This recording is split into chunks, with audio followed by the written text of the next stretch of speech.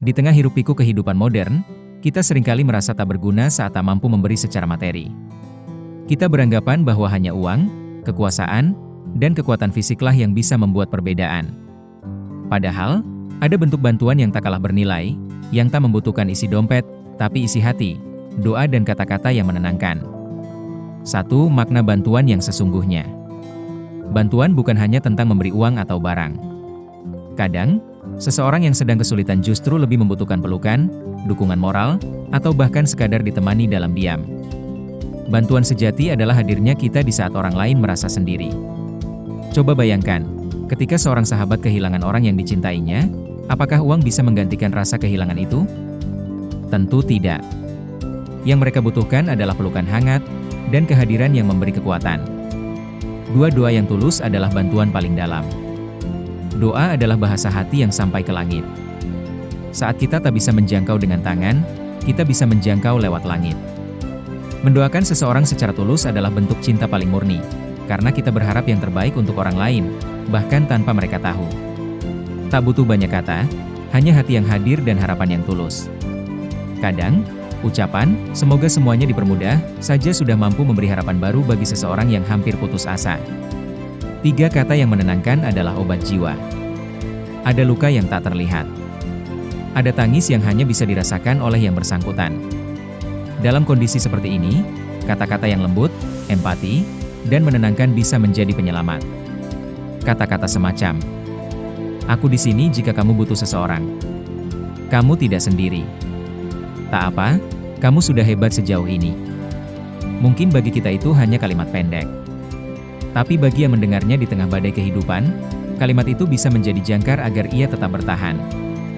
4. Ketulusan tidak butuh biaya. Tak semua orang mampu memberi bantuan besar.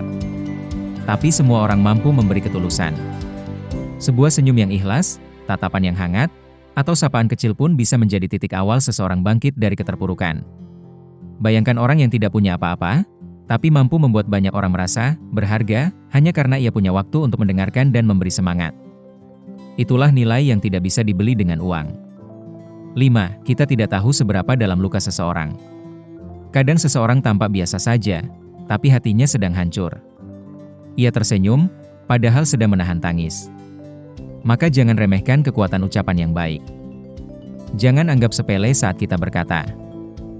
6. Contoh nyata di kehidupan sehari-hari. Seorang tetangga yang kehilangan pekerjaan. Kita tak punya uang untuk membantunya, tapi kita bisa memberinya secangkir teh dan mendengarkannya bercerita. Contoh lainnya, seorang teman yang gagal dalam ujian. Kita bisa menemaninya belajar lagi, dan berkata, gagal sekali bukan akhir segalanya. Contoh lainnya, seorang ibu yang kelelahan menjaga anak-anak. Kita bisa menawarkan bantuan kecil seperti menjaga sebentar agar ia bisa istirahat, atau cukup berkata, kamu sudah jadi ibu yang hebat. Hal-hal seperti ini kecil, tapi mengandung cinta yang besar. 7. Membiasakan lidah dan hati untuk lembut. Di zaman serba cepat ini, manusia makin gampang marah dan menghakimi. Padahal, yang dibutuhkan adalah kelembutan. Membantu bukan sekadar aksi, tapi juga refleksi dari hati yang penuh kasih. Maka biasakanlah berkata baik, mendoakan orang lain, dan menahan diri dari komentar negatif yang bisa melukai. 8. Bersama dalam kebaikan, meski tak kaya. Jangan merasa kecil karena tak punya banyak. Justru, kita diuji.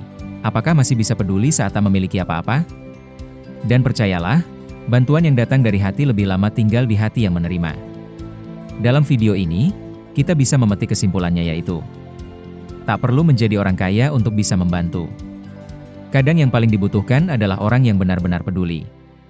Dan kepedulian tidak butuh uang, hanya butuh niat dan hati yang tulus.